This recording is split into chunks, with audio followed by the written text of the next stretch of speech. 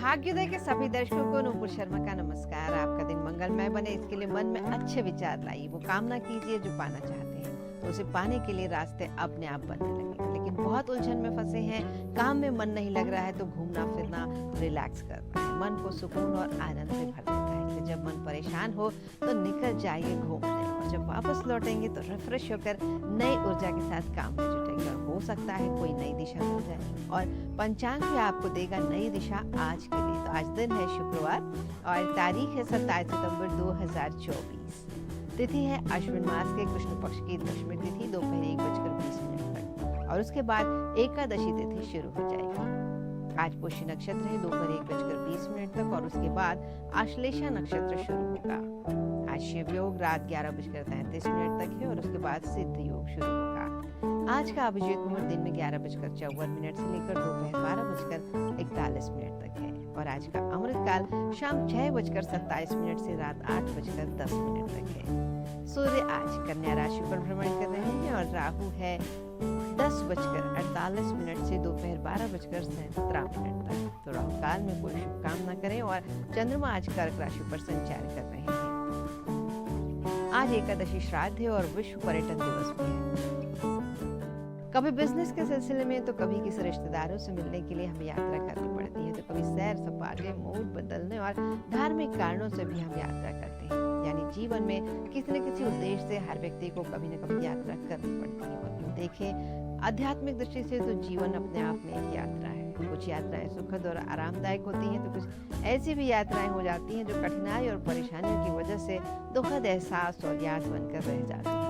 ज्योतिष शास्त्र में यात्रा के संदर्भ में कुछ नियमों का वर्णन किया गया है। माना जाता है कि नियमों का पालन किया जाए तो यात्रा सुखद और उद्देश्य में सफलता दिलाने वाली होती है। तो आज विश्व पर्यटन दिवस पर इसी के बारे में ज्योतिषीय दृष्टि से कुछ विचार करते हैं। और शुक्रवार के दिन भ्रमण के लिए अच्छे माने जाते हैं, शुभ होते हैं, जबकि रविवार, मंगलवार और शनिवार को सामान्य दिन माना जाता है। यहाँ ध्यान देने वाली बात यह है कि शुक्रवार को लड़की को अपने ससुराल या माता पिता के घर भी नहीं जाना चाहिए। यात्रा के संदर्भ में दिन की बात करें तो ज्योतिष शास्त्र के नियमों के अनुसार सोमवार और शनिवार को पूर्व दिशा में यात्रा करने पर दिशाशूल लगता है, और दिशाशूल का अर्थ है संबंधित दिशा में बाधा और कष्ट मिलना। इसलिए सोमवार और शनिवार को पूर्व दिशा में यात्रा नहीं करनी चाहिए। रविवार और शुक्रवार के दिन पश्चिम दिशा में दिशाशूल लगता है। मंगलवार और बुधवार को उत्तर दिशा की यात्रा अनुकूल नहीं होती है, और गुरुवार के दिन दक्षिण दिशा में यात्रा करना कष्टकारी होता है। दक्षिण की दिशा में यात्रा के लिए सोमवार का दिन सबसे अच्छा माना जाता है। मंगलवार को पूर्व और दक्षिण दोनों ही दिशाओं में यात्रा करना शुभ होता है। बुधवार के दिन पूर्व और पश्चिम दिशा की यात्रा अनुकूल रहती है। गुरुवार को दक्षिण दिशा को छोड़कर अन्य सभी दिशाओं में यात्रा सुखद रहती है। शुक्रवार के दिन शाम के समय शुरू की गई यात्रा सुखद और शुभ फलदायक होती है। शनिवार के विषय में बताया गया है कि शनिवार को अपने घर की यात्रा को छोड़कर अन्य किसी भी स्थान की यात्रा फायदेमंद नहीं होती है। इसलिए शनिवार के दिन यात्रा करना अशुभ माना गया है। और रविवार के दिन अगर पूर्व दिशा में आप जाते हैं, यात्रा करते हैं, तो ये सबसे बेस्ट होता है। अश्विनी, पुनर्वसु, हस्त, पुष्य, अनुराधा, श्रवण, धनिष्ठा और रेवती नक्षत्र यात्रा के लिए सबसे शुभ माने गए हैं। यानी अगर ये नक्षत्र हो और आप यात्रा करते हैं तो अच्छा होता है। इनमें से अश्विनी, हस्त, पुष्य, अनुराधा ये नक्षत्र सबसे अनुकूल है, जबकि पूर्वा भाद्रपद, उत्तरा भाद्रपद, पूर्वाषाढ़ा, उत्तराषाढ़ा, पूर्वा फाल्गुनी, ज्येष्ठा, मूल, शतभिषा और रोहिणी नक्षत्र यात्रा के लिए औसत यानी सामान्य माने गए हैं। और जब भी संभव हो तो यात्रा के लिए हमेशा अनुकूल नक्षत्रों का चयन करना चाहिए। और लग्न की बात करें तो सिंह, कन्या, तुला, वृश्चिक, मकर, कुंभ और मीन लग्न यात्राओं के लिए सबसे अधिक अनुकूल माने जाते हैं। लेकिन लग्न और तिथियों के कुछ संयोगों से यात्रा के लिए बचना चाहिए।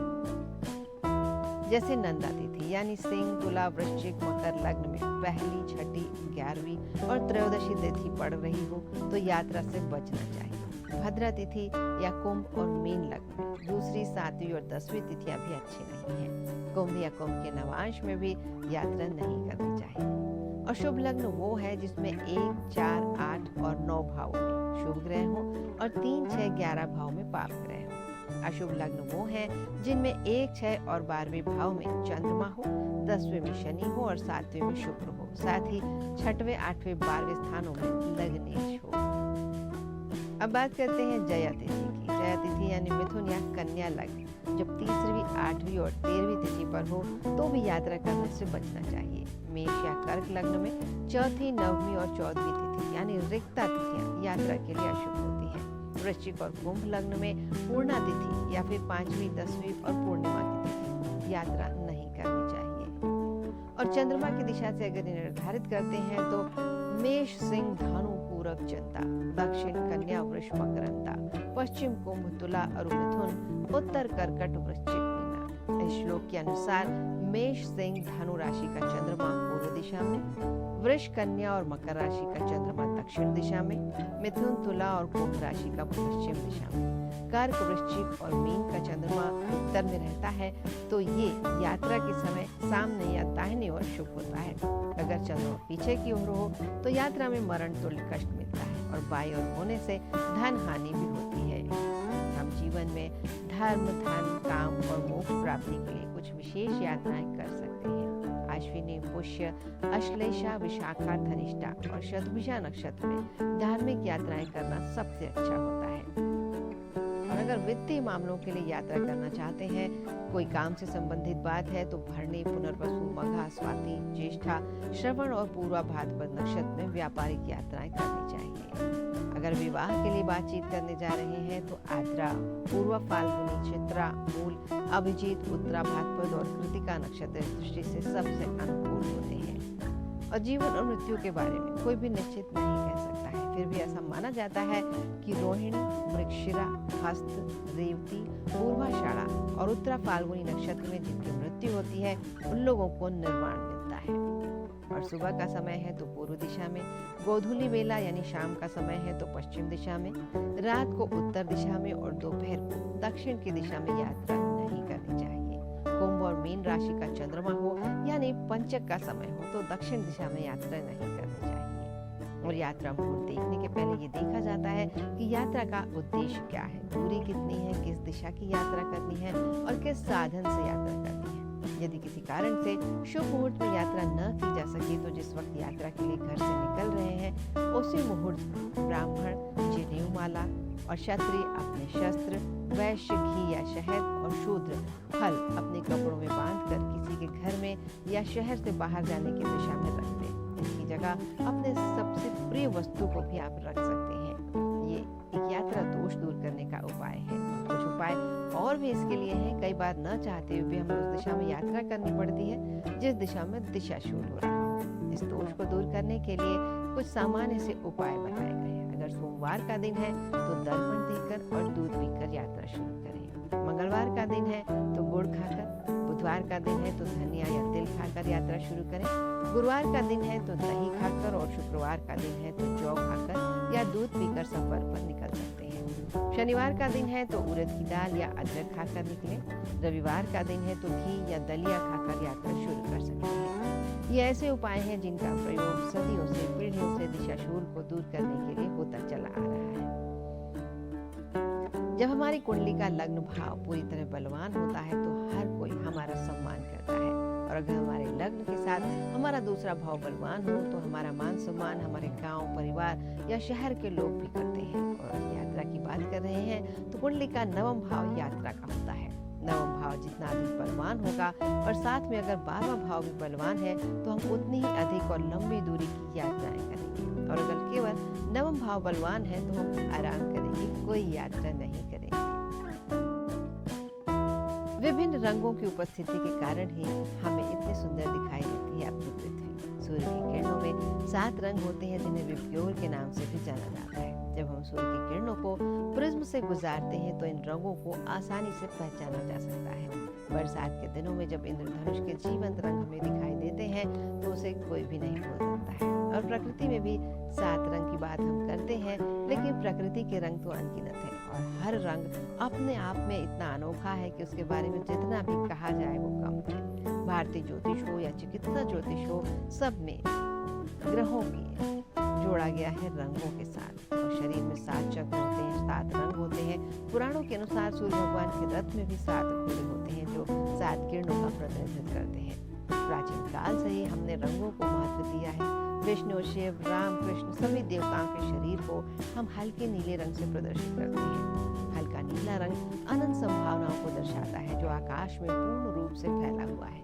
नीला रंग ब्रह्मांड के साथ साथ जीवन के रहस्य, विस्तार और अमृत का भी प्रतीक है। नीला रंग टोटलिटी को दर्शाता है और हमारी देवियां लाल रंग के साथ सुंदर गहनों से सुसज्जित होती है। लाल रंग दुनिया में मिलने वाले सुखों के उच्चतम स्तर को प्रदर्शित करता है, इसलिए देवियों को इस रंग से चित्रित किया जाता है।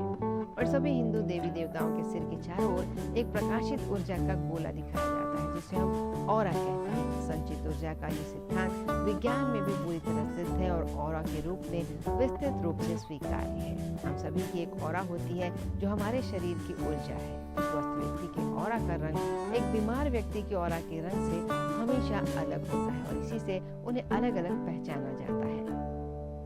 वहीं अच्छे और बुरे व्यक्ति के ऑरा में भी अंतर होता है। अच्छी ऑरा वाले लोगों की ओर हम अपने आप ही खींचे चले जाते हैं। रंगों की नमूनों की भिन्नता से व्यक्ति की मानसिक स्थिति का पता भी लगाया जा सकता है।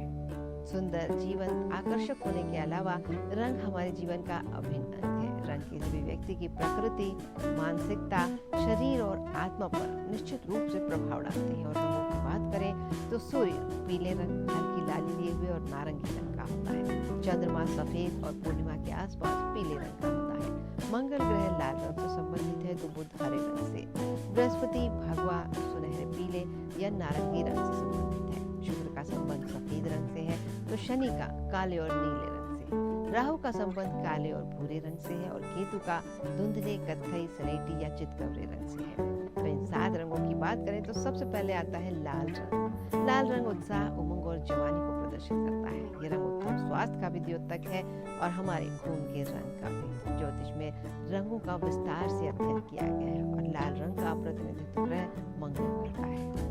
लाल रंग ऊर्जा से परिपूर्ण और शुभ माना जाता है। धन की देवी लक्ष्मी लाल रंग के कपड़ों में सुसज्जित रहती है, इसलिए ये रंग प्रचुर मात्रा में धन और सांसारिक इच्छाओं की पूर्ति को बताता है। भारतीय विवाहिताएं भी सिंदूर को लगाती हैं जो रंग उनके लिए भाग्यशाली कहलाता है, सौभाग्यशाली होता है, उनके पति का, उनके सुहाग का द्योतक होता है।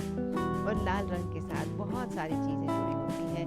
धार्मिक उत्सव हो, युद्ध जीतने की बात हो तो उसके बाद विजय रूप में लाल रंग का ही प्रयोग किया जाता है। अब बात करें भगवा रंग यानी नारंगी रंग की। इस रंग को शुद्धता और पवित्रता से परिपूर्ण माना जाता है। धार्मिक रूप से उपयोग होने के अलावा इस रंग की आध्यात्मिक महत्ता बहुत अधिक है। ये रंग हमें ऊर्जा देता है, आलस्य को दूर करता है, इसे त्याग, तेज और गंभीर विचारों की अभिव्यक्ति का प्रतीक माना जाता है।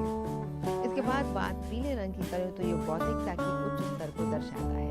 पीले रंग में ज्ञान की सारी सीमाओं को पार करने की क्षमता है और जातक अपने अंदर संपूर्ण शांति खोजने में पीला रंग उसे मदद करता है।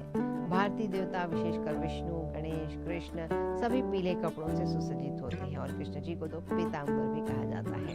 इस रंग के स्वामी ग्रह बृहस्पति है। हरा रंग बुध ग्रह के स्वामित्व में आता है और प्रकृति में बहुतायत से उपलब्ध है। ये रंग प्रसन्नता, अच्छे स्वास्थ्य, खुशी और शांति को बताता है। लगातार परिवर्तन, किशोरावस्था और युवावस्था को प्रदर्शित करता है हरा रंग। और इसके प्रतिनिधि ग्रह जैसा कि हमने बात की बुध है। नीले रंग की बात करें तो यह अनंत का द्योतक है जहाँ सभी सीमाएं समाप्त हो जाती हैं और इस रंग का रहस्य प्रभुत्व में आ जाता है। ये रंग धैर्य, कर्मठता, शांति और अज्ञात को जानने की बुद्धिमत्ता को बताता है। सभी हिंदू देवी देवताओं के शरीर को इस रंग से कभी न कभी दर्शाया जाता है और यूनिवर्स के रहस्य की बहुलता का भी अभिन्न अंग है यही रंग। शनि स्वामी है इस रंग के यानी नीले रंग के। सफेद रंग की बात करें तो जब सामान्य आंखें रंगों के मध्य अंतर न कर पाए तो सफेद रंग होता है। ये सभी रंगों को परावर्तित करने के कारण सफेद नजर आता है और पारदर्शी होने के बावजूद ये रंग शुद्धता, सफाई, ज्ञान और बुद्धिमत्ता, वैराग्य, सादगी और पवित्रता को बताता है। यदि हम हिंदू देवी सरस्वती के चित्र को देखें तो ये श्वेत वस्त्र और गहनों से सुंदरता पूर्वक सुसज्जित है। चंद्रमा इस रंग का स्वामी है। भूरे और सलेटी रंग, चितकबरा रंग राहु केतु का प्रतिनिधित्व करता है और इन्हें हम शुभ नहीं मानते हैं। आयुर्वेद में भी रंगों को बहुत महत्व दिया गया है और हमारे भोजन में भी बहुत महत्व दिया गया है।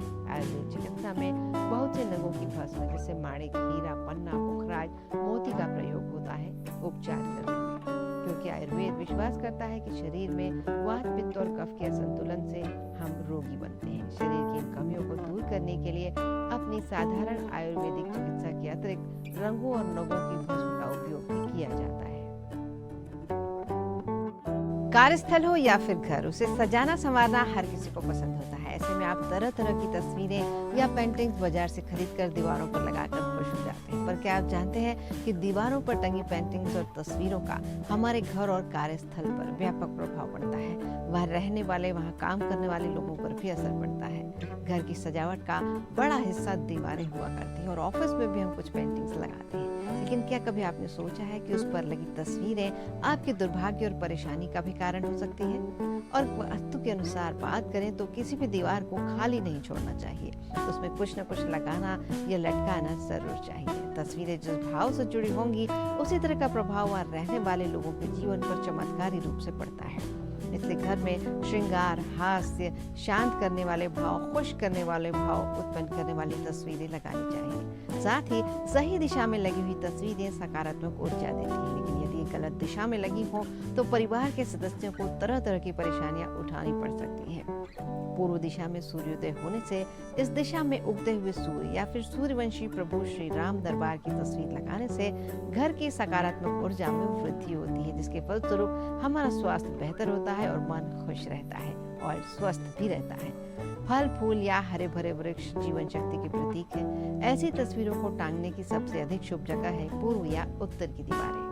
उत्तर दिशा को कुबेर की दिशा कहा गया है, इसलिए धन वृद्धि के लिए इस दिशा में धन की देवी महालक्ष्मी और बुद्धि प्रदाता श्री गणेश जी रत्नों या आभूषणों जैसे संपन्नता को दर्शाने वाले चित्र लगाने चाहिए और कुबेर देव का चित्र भी लगा सकते हैं। पहाड़ों और चट्टानों के लैंडस्केप को दक्षिण और पश्चिम दिशा की दीवारों पर लगाना हमारे मनोबल को बढ़ाता है। यदि ऐसी पेंटिंग्स पूर्वी दीवारों पर टांगी गई तो इससे सौभाग्य बाधित होता है, तरक्की रुकती है।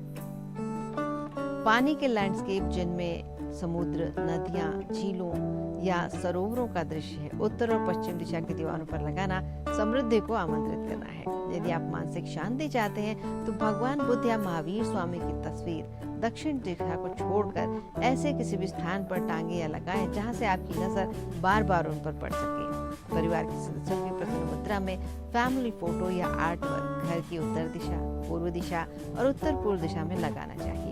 ऐसा करने से घर के सदस्यों में मनमुटाव खत्म होकर उनके बीच प्रेम बना रहता है, आपसी सौहार्द कायम रहता है। और फोटो ऐसी चीज है जो वास्तु दोष को भी दूर कर सकती है।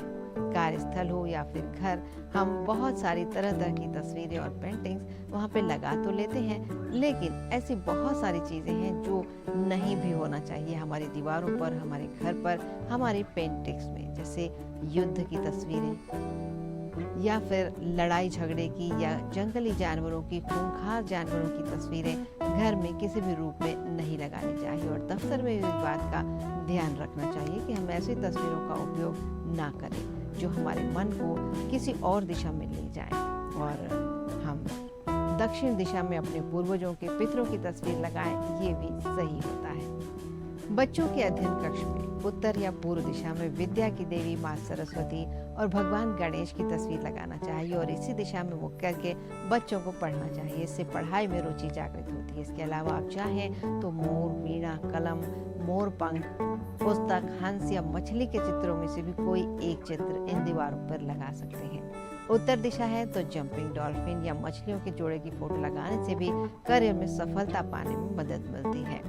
वैवाहिक रिश्तों में मधुरता लाने के लिए उत्तर दिशा में नाचते हुए मयूर की, राधा कृष्ण की आलिंगनबद्ध पेंटिंग लगाएं या उन दोनों की पेंटिंग लगाएं तो अच्छा होता है। संतान प्राप्ति की इच्छा रखने वाले दंपतियों को श्री कृष्ण के बाल स्वरूप या गाय बछड़े की तस्वीर या मूर्ति शयन कक्ष में इस दिशा में रखनी चाहिए। जिन जानवरों की तस्वीरें लगाना शुभ है उनमें घोड़ों की तस्वीर भी शामिल है। घोड़े बलिष्ठता, विस्तार, गति और पौरुष का प्रतिनिधित्व करते हैं। ऑफिस में टेबल पर घोड़े का शोपीस लगाने से काम में गति आती है। शांति और प्रचुरता के प्रतीक गाय, बल और धैर्य का प्रतीक हाथी, इनकी तस्वीरें लगाने से भी घर में सौम्यता आती है, समृद्धि आती है। मांसाहारी जानवरों की छवियां कठोरता, विभत्सता और लालच की प्रतीक है, इसलिए घर को सजाने में इनकी उपेक्षा करनी चाहिए। घर में जिन अन्य तस्वीरों को लगाना निषिद्ध है, अनुचित माना गया है, वो है युद्ध के रक्त रंजित दृश्य। उजाड़, लैंडस्केप, सूखे पेड़, भूरे रंग, सलेटी रंग, काले रंग की पेंटिंग्स या अवसाद और दुख फैलाने वाले दृश्य। पूजा घर की बात करें तो मृत परिजनों की फोटो यहाँ बिल्कुल भी ना रखें। घर के दक्षिण पश्चिम और पश्चिम दिशा में दिवंगतों की तस्वीर लगाने से उनकी कृपा परिवार पर बनी रहती है। तस्वीरें बीते समय की खूबसूरत यादें होती हैं, खूबसूरत लोगों की यादें होती हैं और लोग केवल चेहरे से नहीं दिल से खूबसूरत होते हैं। उनके तन की बजाय मन की खूबसूरती देखेंगे तो ज्यादा खुश रहेंगे, क्योंकि हर इंसान के अंदर कहीं ना कहीं अच्छा इंसान छुपा होता है। इंसान बुरे नहीं होते, परिस्थितियां उन्हें बुरा और स्वार्थी बना देती हैं। आपको तो दूसरों की अच्छाइयों को बाहर लाना है ताकि दुनिया और खूबसूरत हो सके। तो बढ़ाइए सबकी खूबसूरती और अपनी भी खूबसूरती। और आज के कार्यक्रम से मुझे ये अनुमति दीजिए, आप सभी को नुपुर शर्मा का नमस्कार।